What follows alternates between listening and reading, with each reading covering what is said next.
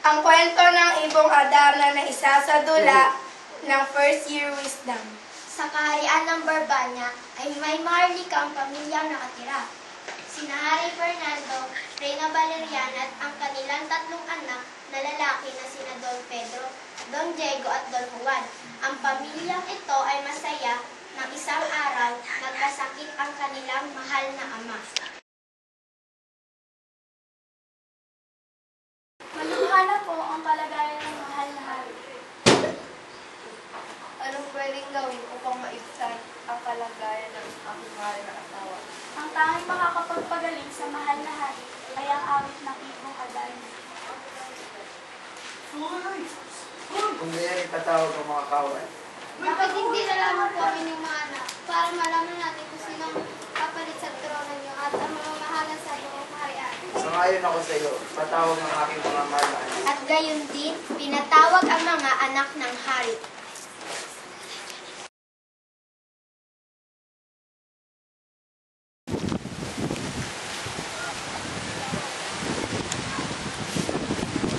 Dito na tayo magkakaiwa-iwalay.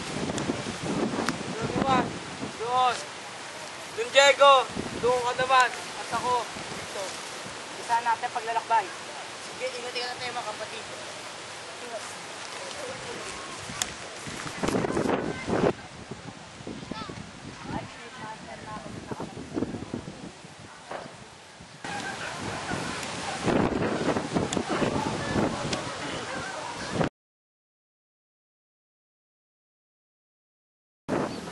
Unang nakarating ng bundok si Don Pedro. Nakakapagod maglakbay.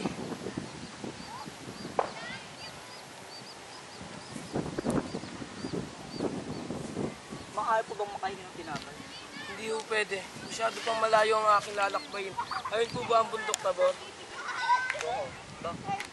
Hinahanap ko po ang Ibong Adarna.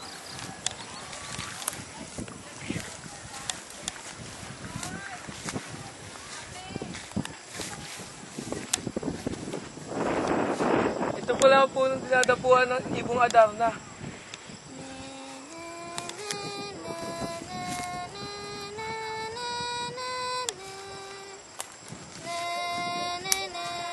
Tunay ngang magandang boses ng Ibong Adarna.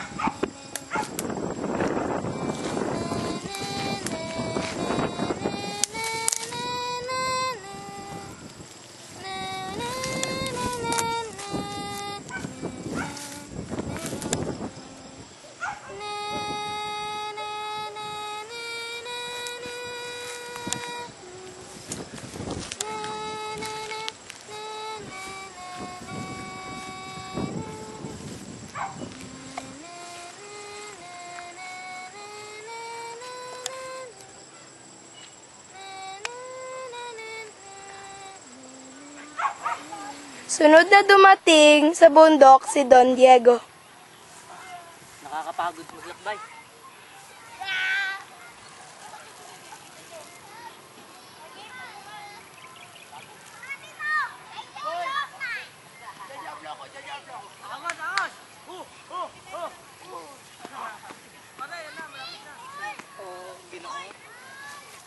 Makahingi ng konti brat ng yung pagkain? Hindi po pwede. Maliit lang aking tinapay. Malayo pa po aking lalakbayin. Sige na ho, kahit kung hindi lang. Hindi ho talaga pwede. Yun ho ba ang bundok, Tabor? Oo. Bakit?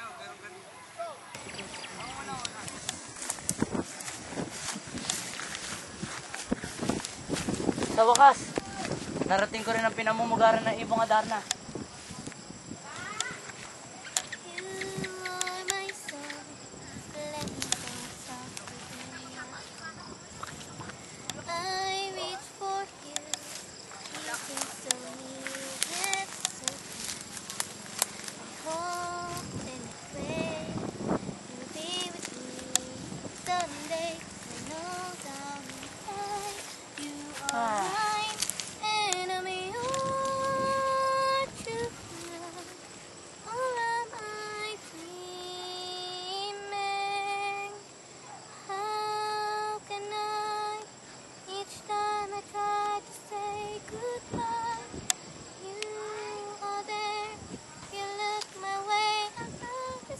Huling nakarating sa bundok Tabor si Don Juan. Nakapagin maglakbay.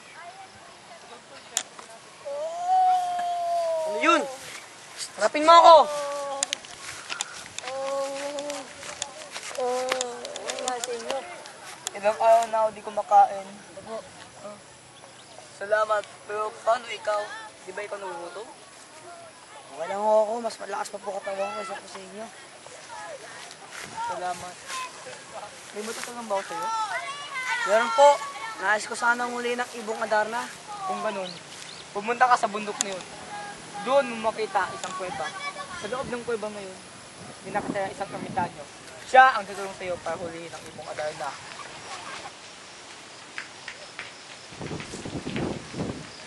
Opo. Ano na mukha ko ito? Pinapay. Oo nga.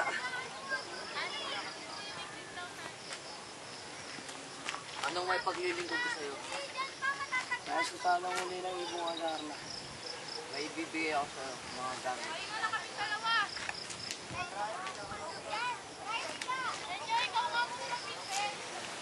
Ito ang punyal. Ano ang gagamitin mo?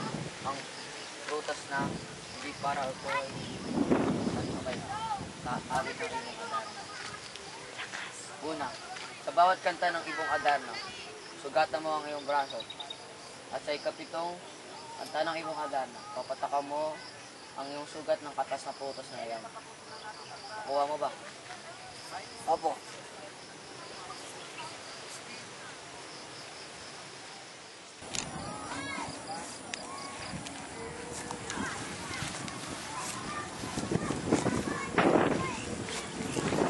Ano pala po ng ibong Adarna?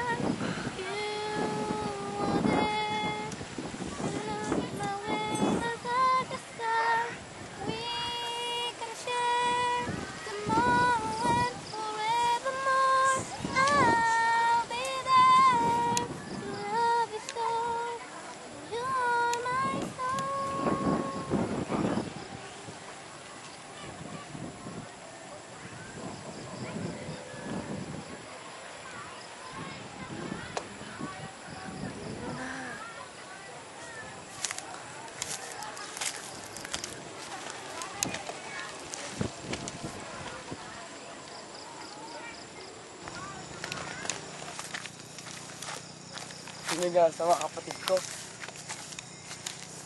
Tigas. Basta yung matigas. Kailangan ko sila.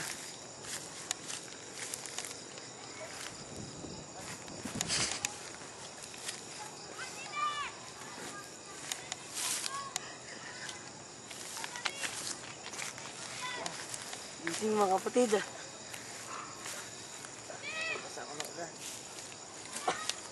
Yun nga sa inyo, ba't kayo naging bato?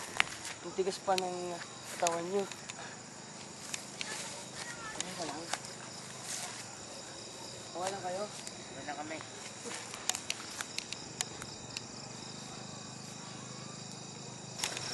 Ay, salamat. Tapos na natin paglalakbay. Bakit umigil? Bakit mo ginawa yun? Bakit? Gusto mo ba siya ang magbano ng kaharian? Susunod ka pa sa akin o hindi? Susunod na lang ako. Itong ibong Adarna.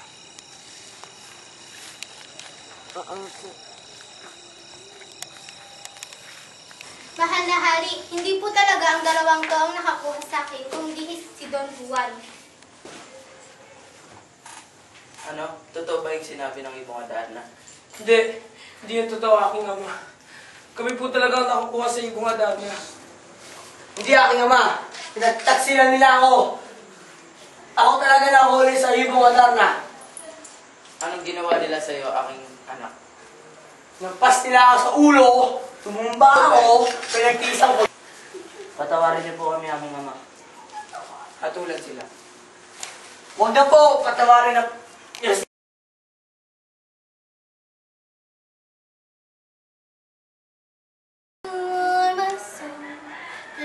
So softly in your I reach for you. You seem so near and so I hope and pray you'll be with me someday. 'Cause I know down inside you are mine and I'm your true love. Or am I dreaming? How can I, each time I try to say goodbye, you are there. You look my way up at the sky. We can share tomorrow and forevermore. I'll be there. So love is all. You're my soul. Wala na akong sakit. Nakakalakad na ako ng maayos. Salamat po.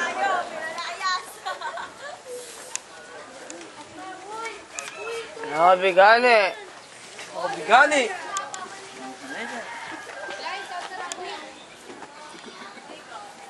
Mapag-asawa na at ang tatlong prinsipe at sunod na naging hari si Don Juan. Ito na po ang katapusan ng Ibong Adarna.